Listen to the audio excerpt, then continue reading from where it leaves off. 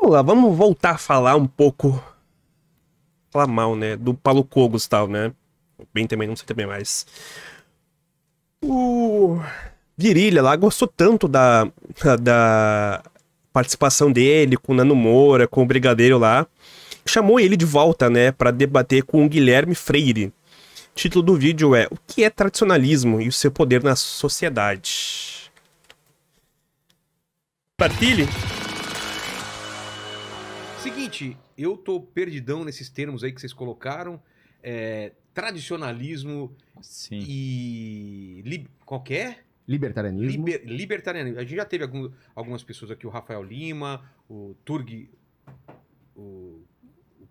O Peter, né? O Peter, que já teve aqui. É a mesma coisa ou vocês têm visões diferentes? Bom, pelo jeito eu sou o primeiro libertário que pisa aqui. Ih, já vi que é diferente, então. E o pessoal que tá perguntando no chat se vai ter um especial sobre Israel, sobre minha viagem de Israel, sim. Eu documentei tudo lá, teve viagem até o sul, onde teve os ataques, teve entrevista com sobreviventes, pessoal de família de pessoas que foram sequestradas, então tem tudo. Teve ataque lá, teve soou sirene, vi lá as bombas sendo interceptadas, então tem bastante coisa. Então eu gostaria que primeiro a gente definisse esses dois termos, então, para o pessoal não ter confusão. Quem quer começar? Guilherme, vamos lá. Vamos lá, então, o que eu quis dizer por tradicionalismo? Por que é eu diferente fujo? de... Conservadorismo, eu fujo da palavra Reacionarismo é outra coisa também. Reacionário é outro termo. Eu fujo da palavra conservador pelo seguinte: hoje, boa parte das ideologias que as pessoas seguem em política vem do iluminismo, vem posteriores ao período do iluminismo. Quando nós falamos de liberalismo em especial, o liberalismo faz referência até uma das principais correntes de origem do iluminismo. John Locke, que é um dos pais do iluminismo, sem dúvida era um liberal. O Partido Whig britânico, que foi um dos primeiros partidos à esquerda que foram criadas, era um partido liberal. E dessa tradição liberal foram surgindo as várias ideologias. De um lado, muitos liberais do mundo anglo-saxônico foram se radicalizando, em especial ao longo do século XIX, e foram virando o que hoje é o progressismo. Então você tem um lado que foi levando adiante a ideia de uma revolução, foi cada vez mais indo na linha de dissolução de valores, e aí uma série de liberais viraram progressistas. Nos Estados Unidos, de valores. já no final do século XIX, já tinha muita gente que falava que era progressista. Também surgiu no século XIX a linha dos socialistas, né? Então também é uma outra linha, que vem parte desse movimento liberal, é um offspring. Muita gente não pensa liberalismo como totalmente oposto ao socialismo, mas a verdade é que, por exemplo, os liberais britânicos ajudaram a financiar Karl Marx. Karl Marx escreveu a obra dele na Inglaterra, muitos deles promoveram obras socialistas ao longo da Europa. Então o socialismo também vem. Por que o liberalismo abriu espaço para isso? Porque basicamente ele defendia uma ideologia igualitarista e uma ideologia mais secularista. Só que aí muitos socialistas falaram: bom, vocês defendem a igualdade do ponto de vista político, mas vocês mantêm a igualdade do ponto de... não aceitam a igualdade do ponto de vista econômico, é necessário radicalizar. Então o socialismo também vem de uma radicalização do liberalismo. E o conservadorismo moderno, em alguma medida, ele também está vinculado a essa tradição, porque Edmund Burke, por exemplo, que é considerado um dos pais do conservadorismo, ele era um Whig, então ele era de um partido liberal. Mas quando estourou a Revolução Francesa, ele falou: não, essa revolução foi longe demais. Então, Edmund Burke, a Revolução Liberal que aconteceu antes na Inglaterra, que é a Revolução Gloriosa, ele aceita no livro dele e fala: não, essa revolução aqui foi boa, mas agora, quando chegou na Francesa, passou do ponto, então nós perdemos certos valores e tal. Então, Cara, o conservadorismo, pra mim, se torna muito mais de conservar o que está aí, né, proposto, ou talvez de algo do passado tal. Reacionário é aquele cara muito nostálgico. Lá, por exemplo, de causas como o próprio fascismo italiano, que pegava lá da época do Império Romano, né, de toda essa grandeza que a Itália tinha, que os italianos tinham. Pra mim é meio que isso, assim, sabe? Então...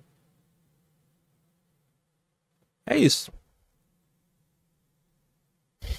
o conservadorismo ele surge muito, especialmente na terminologia como surgiu no mundo anglo-saxônico, muito para moderar um movimento interno dentro do liberalismo. Mas ele, em vários aspectos...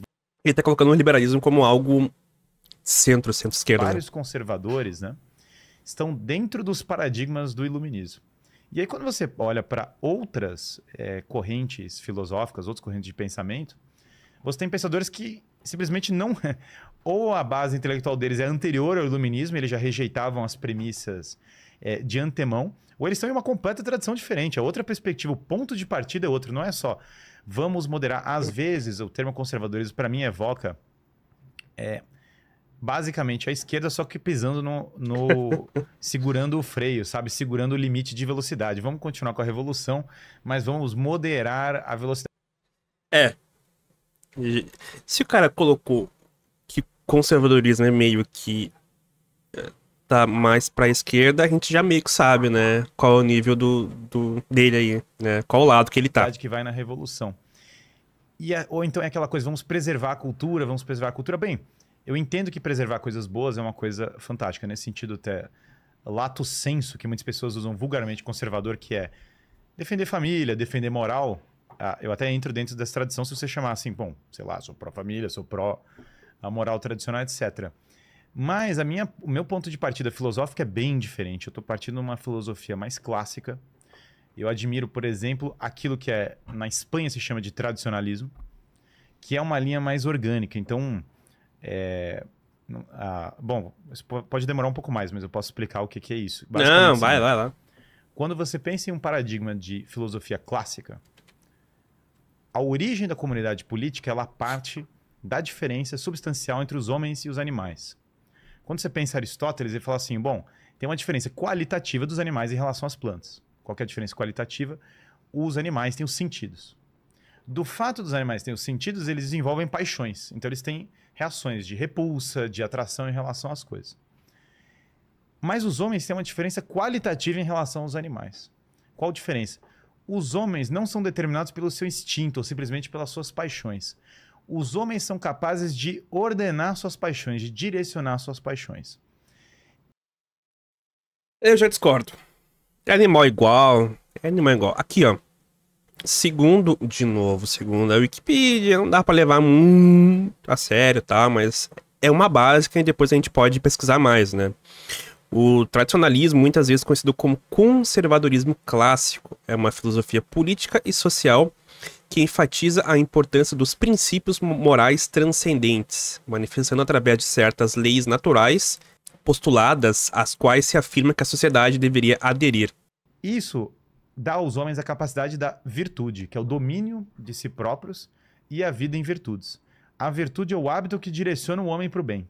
E o oposto seria o vício, que são os hábitos que levam os homens ao mal. Então, o homem é capaz de males que os animais, por vezes, não fazem. Você não olha um leão devora uma zebra, você não fala que reprovável o leão que devorou a zebra. No entanto, os homens são capazes de crueldades e, de outro lado, virtudes. Essa já é uma primeira busca dos homens, a busca moral. Perfeito. Mas onde que um homem aprende essa moral?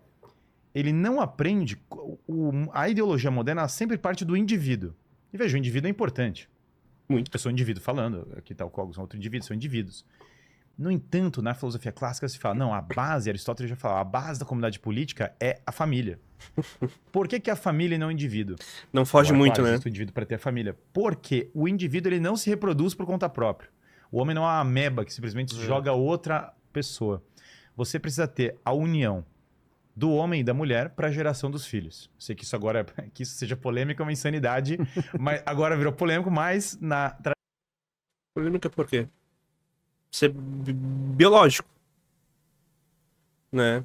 Polêmico por quê? Porque tu precisa ter né? Pra formar uma família, não.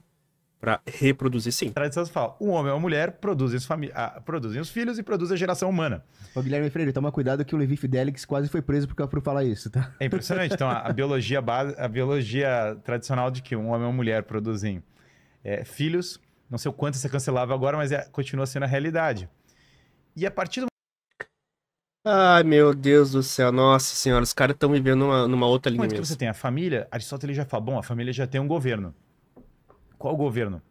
O pai é como um monarca em relação aos filhos. Ele tem que guiar os filhos.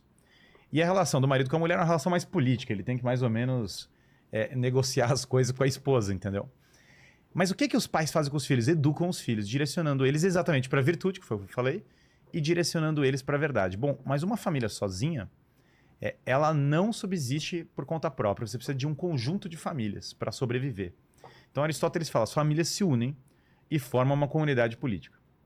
Essa comunidade política, ela tem uma finalidade primeira, que é a sobrevivência. Que eles possam sobreviver. Por que é essa finalidade primeira? Porque se eles não sobreviverem, acabou. Então, segurança, a própria alimentação, energia, a dinâmica econômica são fundamentais, porque senão todo mundo morre. Pode chegar defesa, as pessoas têm que se juntar, né? Pegar em armas para se defender, vai que chega uma tribo vizinha, acaba com eles e tal. E a partir do momento que eu juntei um conjunto de pessoas, eu agora preciso ter alguém que lidera as pessoas, inclusive uma expedição militar. Chega alguém para atacar, alguém vai ter que liderar o grupo. Isso é política orgânica. Liderança e governo não são opcionais, sempre tem algo de organicidade. Se você jogar as pessoas numa ilha deserta, alguém vai começar a liderar elas. E aí Aristóteles fala de 3 tipos de liderança. Ou as pessoas vão ser governadas por uma pessoa, ou as pessoas vão ser governadas por um grupo de pessoas, ou eu vou ter um sistema que vai distribuir rankings entre as pessoas. Eu não tenho nenhuma outra hipótese, ou é um ou outro e tal. O governo de uma pessoa que se sacrifica pelos outros e que vive de acordo com a ordem das virtudes, de acordo com aquilo que é a lei natural, que são todos os hábitos que direcionam os homens para o bem. Então, o governo de uma pessoa virtuoso é monarquia.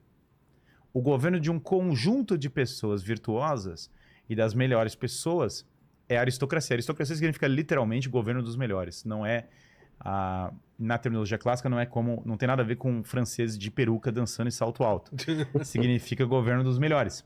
E se você tiver um sistema de ranking... Tá branqueou os dentes, o Vilé... Pô, tá dando... O superchat tá dando dinheiro, hein? Significa governo dos melhores. Olha lá, brancão dente, e se você tiver um sistema de rankings, você vai ter uma república. Eu quero só chamar uma politia. Se pegar em Roma, por exemplo, Roma era uma república porque era um governo militar, você ia subindo de acordo com o seu ranking militar. Então, você entrava como legionário. Se você cuidava de um conjunto de pessoas, você cuidava de 10 pessoas. Se o cara consegue cuidar de 10 pessoas, virava um centurião, cuidava de 100 pessoas. Se cuidava de 100 pessoas, podia cuidar de um acampamento militar, você vai subindo nos rankings até o ponto que o cara começa a carreira política dele. Então, se o cara não entrava no exército, nem entrava no sistema político, porque se o cara que não entrega a vida pelo sistema não pode servir. Isso era o chamado cursus honor, caminho das honras. Agora, você pode ter corrupção disso, sem dúvida. Um homem que governa contra a lei natural é o tirano, por interesse próprio. O conjunto de pessoas que governa por interesse próprio é a oligarquia. E Aristóteles chamava a deturpação da república, que é cada um querendo valer o seu interesse, de democracia. Então a gente tem um termo que é república democrática, mas para os antigos isso seria o quadrado redondo. Porque ou é um ou outro. Na verdade, para eles, democracia seria uma república corrupta e a república seria uma forma boa. Mas se você olhar a tradição filosófica, vários grandes autores falam que a melhor forma de governo é o governo misto, que é basicamente monarquia, o monarca cercado por uma aristocracia, com um sistema de representação, que é a república. Representação quer dizer rankings distribuídos. Então, esse sistema misto, eu diria que ele é um sistema que você pode ver em várias coisas ao longo da história. Não só uma grande parte dos regimes virtuosos da história foram monarquias, praticamente todos os países do mundo foram criados como monarquias ao longo da história. Se pensar Inglaterra, França, Espanha mesmo, os Estados Unidos foi criado por uma monarquia que era a Inglaterra. Depois se torna independente, mas é criado assim. O Brasil e assim por diante. Então os países... Calma lá. Criado? Não, para mim, o que seria criado? É quando tem a independência, porque antes da independência tu é uma colônia, entende? Sabe? Antes da independência tu é uma colônia, então tu seria a mesma coisa que tu pegar, por exemplo, um bairro de uma cidade ou um distrito de uma cidade, ele se emancipa da cidade, ele passa a ser um município. A gente não pode dizer que a cidade maior, tipo, sabe, fez o município, criou aquele município. Não. Eles se juntaram e se emanciparam do município maior. Então a gente se emancipou de Portugal, os Estados Unidos se emancipou da Inglaterra e tal. Não era um país ainda, entendeu? Vê que eles tentam dar uma mudada. Japão, o que você imaginar. Os países normalmente se colocam como monarquias. Se você olhar ao longo da história deles, uma boa parte da história deles são enquanto monarquias. Hoje nós temos um preconceito pós-iluminista com essa forma de governo. Imagina, Mas capaz, pense, né? Se a gente Imagina. pega, sei lá, a Alemanha foi uma monarquia por 1000 anos. Uhum. A grande maioria dos governantes foram melhores do que piores. O próprio Brasil, a maior parte dos reis do Brasil foram melhores do que piores. E essa... E o Brasil, cara? O Brasil nunca teve rei, cara. Teve um imperador. Rei, né? Como Brasil, como país, né? Como uma nação, Dom Pedro. Depois, né? Caralho, meu irmão. Nossa, os caras tentam fazer, assim, tipo, uma manobra, né? Pra mudar, assim, né? A mesma Vai. coisa não dá pra falar dos presidentes do Brasil, que eu diria que uma boa parte não foram tão bons. Essa forma de governo misto, você vê que até uma empresa é governada assim. Quando uma empresa é normalmente criada como monarquia heróica. Tem um empreendedor que é o cara que fala, cara, vou fazer isso aqui a todo custo. O cara constrói por sacrifício pessoal. Depois, quando a empresa chega no auge, ele se cerca de um conjunto de pessoas de excelência, se ele for um bom dono, CEO, e ele tem um sistema de ascensão dentro da empresa. Agora, quando a empresa decai, ela vai virando oligarquia. Um conjunto de pessoas que mandam, mas que não tem accountability, que não tem responsabilidade, que não seguem a moral. Hoje, eu diria que a maior parte dos países são, na verdade, oligarquias. Eles se autoproclamam repúblicas, eles se autoproclamam democracia. A Coreia do Norte se autoproclama República Democrática do Povo da Coreia do Norte, ou sei lá o que, qual é Tu sabe. Eles dizem muitas coisas, mas a forma real é oligarquia. E por tradicionalista eu quero dizer o seguinte, que esse paradigma clássico é superior a esse paradigma moderno, que tudo foi virando oligarquia, burocracia, que as pessoas já não têm representação no sentido pleno, e em especial eu diria que há uma ênfase. Até porque na monarquia tinha, né? Até porque na monarquia tinha muita representação, né? Então, em família, na importância da religião, porque eu diria que toda a cultura da história foi montada pela religião, não tem como fugir, e hoje as pessoas falam que são seculares, mas na verdade tem uma religião progressista que as pessoas seguem. Então o cara trocou a religião. O que eu diria é o seguinte, por exemplo, Coreia do Norte é ateu. É até em certa medida, mas você cultua o líder. O cara tem uma placa do líder, o cara tem um culto do líder. Existe uma idolatria. Existe uma idolatria, e se você olhar o progressismo, ele funciona como uma religião política. Então o que eu diria é, você sempre vai ter uma religião. Se você largar a religião tradicional, você vai inventar uma outra religião para seguir. Você vai idolatrar o dinheiro, você vai idolatrar a revolução, você vai idolatrar alguma coisa. Então, em resumo, por tradicionalismo, quero dizer, uma posição política que remonta essa ideia de monarquia mista, que coloca a religião como papel central da sociedade, que entende a família como a base da comunidade política e que entende essa tradição de construção de civilização cristã do Ocidente como a nossa base, e não simplesmente uma questão de moderar o que foi criado pelo iluminismo. Ou seja, extrema direita. Ou seja, sabemos, né? Eu vou dizer, cara, o Vilela tá se cercando de pessoas muito boas, né? Puta merda, cara. É um pouco do que era Pietra, né? Que falou lá num podcast com Petri e tal, de toda a questão que ela... Como é que ela falou? Que ela tinha uma admiração pela época lá das tradições, da Idade Média, né? Da religião. É meio isso, tá? Pensamento meio parecido com o dele aí, né? É o que eu volto a dizer. Em vez da gente estar discutindo... Eu já falei isso lá no react do Kogos. Em vez da gente estar discutindo questões como mudança climática, fome, né? Como é que a gente pode, por exemplo, vai continuar vivendo poluindo menos?